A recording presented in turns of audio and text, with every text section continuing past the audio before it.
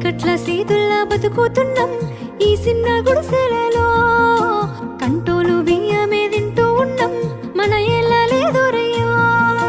కష్టాల్లో తోడున్న అందరికీ నా ఒళ్ళని కనిపిస్తలేనమ్మ కొందరికి కష్టాల్లో నేనున్నని.